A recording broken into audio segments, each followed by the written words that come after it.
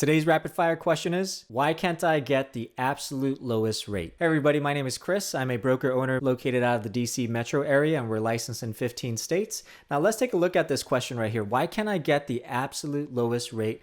And probably the follow-up questions to this is, why are all the lowest rates so different?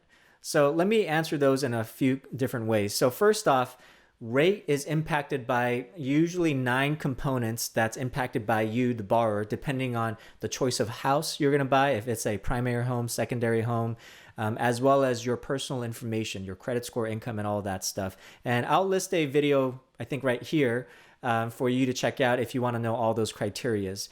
But the other 2 components that's external that you have no control over, one is the market, because the mortgage rates are tied to the financial market. So it's going to be fluctuating daily. But then the second is going to be the profit margin or the revenue margin that the lenders are building into the rate. So when we take that idea of the profit margin or the revenue margin that's built into the rate, every company is deciding on what type of revenue that they want to earn per loan or per transaction. And that's why absolute lowest rate possible is going to differ, because no company, no lender is going to be conducting this transaction for free. They are unfortunately not a not-for-profit company. These are all for-profit companies. But how do you figure out and why are they so different? So let me illustrate it here in this example. So when we take a look at this Excel sheet right here, I'm going to show you this base rate. What I mean by base rate, there's no real term for it, but the base rate I'm going to say is before any profit margins are applied to these rates.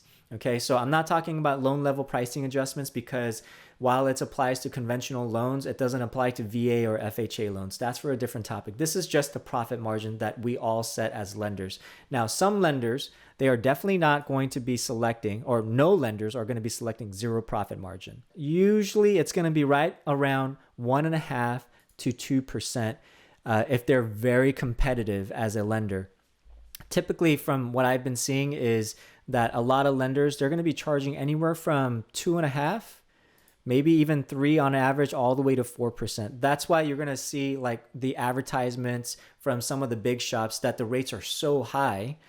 And then you come speak to a mortgage broker and you're going to say, hey, how come I just went to this super premium, internet lender and they were quoting me an X amount. How come your rates are so low? It's because we are a boutique volume-based company and we don't need to charge an arm and a leg to make a living. We don't own a basketball stadium to make a living.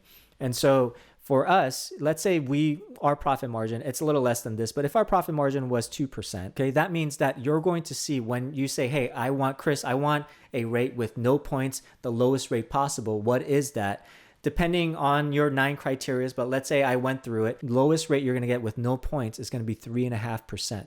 But let's say you went to ABC mortgage company down the street and spoke with somebody else over there. What is it going to be? Let's say they were charging 3.5% into the rate as their profit margin. That means that they're going to show you for 0.0 fees of 3.875 before the title work and all that stuff. So you can see the difference of, from a 3.5%, if we were, if our profit margin was 2% versus this individual is going to be 3.875. And for some companies that are charging 4% or trying to earn 4% per transaction, they're all the way up here in 4%. Now, these are all hypothetical scenarios, but it illustrates a point that it all depends on each individual company's, revenue margin that they're trying to earn per transaction.